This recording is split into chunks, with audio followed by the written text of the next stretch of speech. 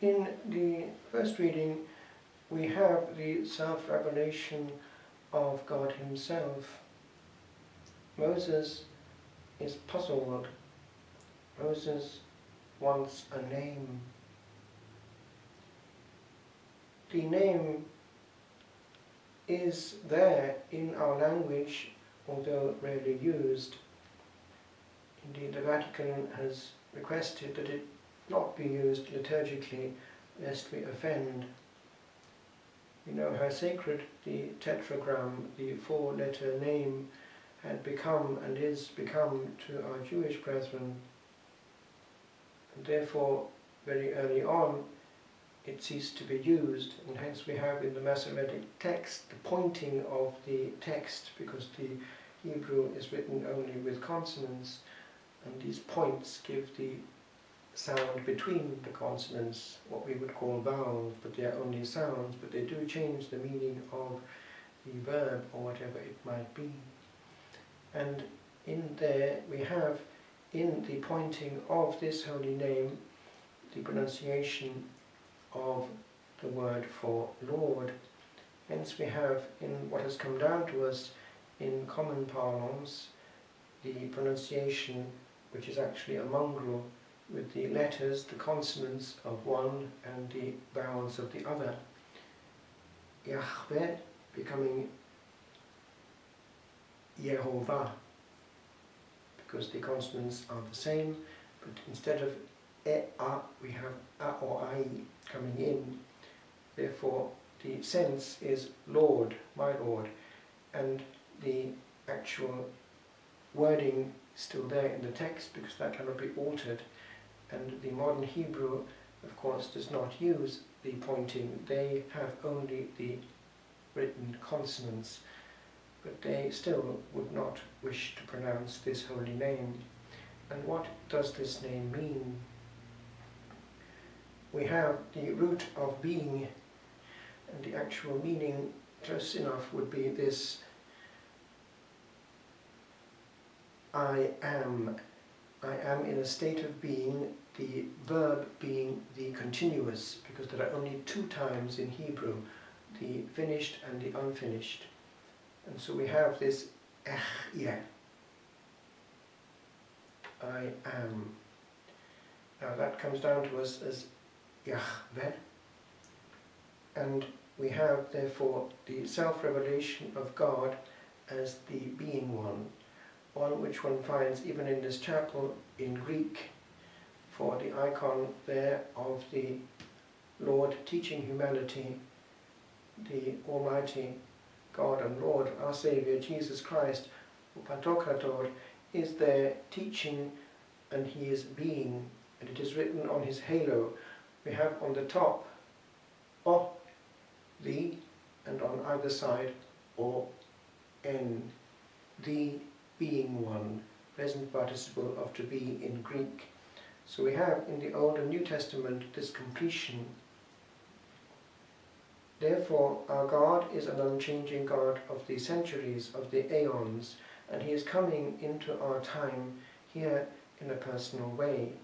He has called Moses by name, Moses, Moses, and Moses wants a name to call back to, and he is given this name, which in the traditional Bibles is written as capital letters, the Lord, precisely Adonai.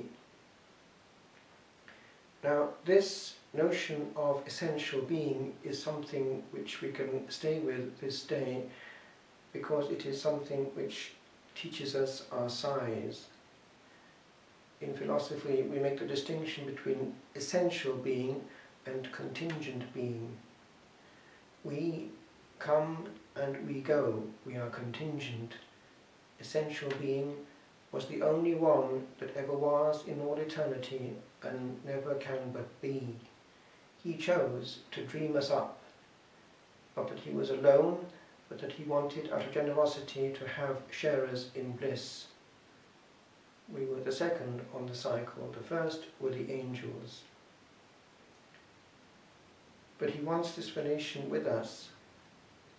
In a way, it's more of a relation, more of an adventure than in the case of the angels, because they were so absolutely perfect that anything which was slightly an opposition or rebellion could but be cosmic in its consequences and irreversible, whereas we, because of our lower state, are always coming and going, returning and falling, and therefore there is a love affair, and he is always seeking us from his eternity and his present nudges.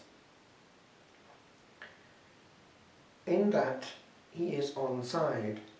He is what we have come to call providence, for knowledge, for vision, for help, because nothing is not helped. He is there on side right through the game and the adventure of saving us, as was perceived by someone who walked this way before us through solitude into glory. She was shown many things in her reclusory, and she was shown how this Almighty Creator has the whole of all that is in the palm of his hand, like a hazelnut, round as a ball. He made it, he loved it, he sustains it. These are her words.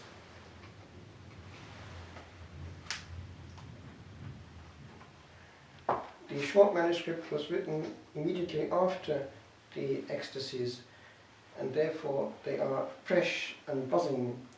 The longer manuscript was written many years later, rather like St. John, reflecting on Patmos, on what was received, and it is 3 times the size of it, but the pith and the oomph come strongly in the short manuscript. So here in chapter 4 we have these wonderful, quaint English words. In this same time that I saw this bodily sight, our Lord showed me a ghostly sight of his homely loving.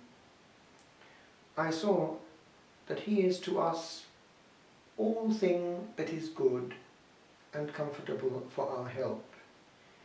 He is our clothing for love. He enwraps us and envelops us, embraces us and encloses us. He hovers over us for tender love, that he may never leave us. And so in this sight I saw truly that he is everything that is good, as to my understanding. In this he showed me a little thing, the quantity of a hazelnut, lying in the palm of my hand, and to my understanding it was as round as any ball. I looked thereupon and thought, what may this be? It is all that is made. I marvelled how it could last, for methought it might fall suddenly to naught for littleness. And I was answered in my understanding, it lasts and ever shall last, because God loves it. And so hath all thing its being through the love of God. In this little thing I saw 3 parts. The first is that God made it. The second is that he loves it. The third is that God keeps it. But what is that to me? In sooth, the maker, the lover, the keeper. For until I am substantially one to him, I may never have love, rest, nor very bliss. That is to say, until I be so fastened unto him that there be right naught that is made between my God and me. And who shall do this deed?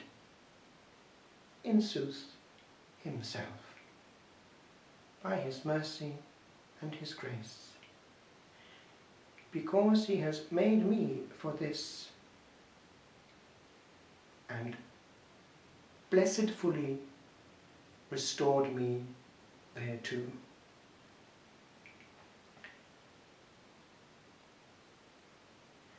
One phrase here we can take away with us before we leave, it's this: I may never have love, rest, nor very bliss. Until when?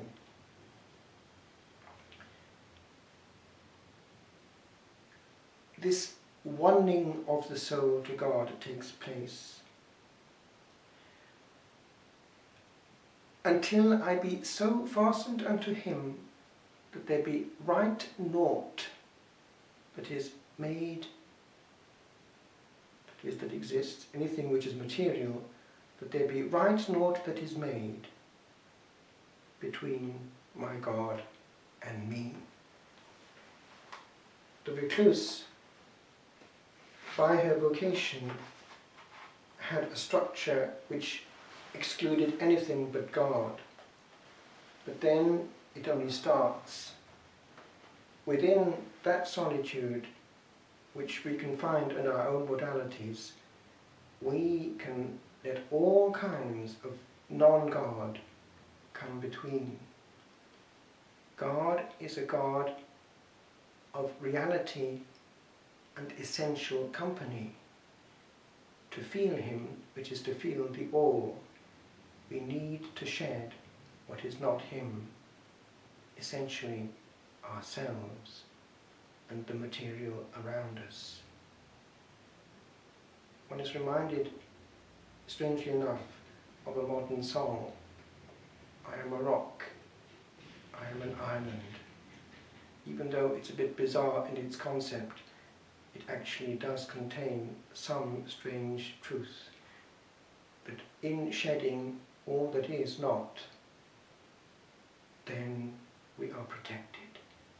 And alas, we ourselves are the most dangerous invaders of our own soul.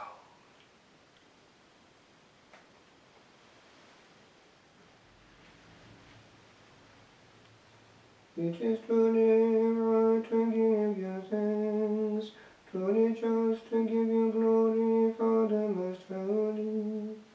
For you are the one God, living and true, existing before all ages and abiding for all eternity, dwelling in unapproachable light. Yet you who alone are good, the source of life, have made all that is, so that you might fill your creatures with blessings, and bring joy to many of them by the glory of your light. And so in your presence are countless hosts of angels, who serve you day and night, and gazing upon the glory of your face, glorify you without ceasing. With them we too confess your name in exaltation, giving voice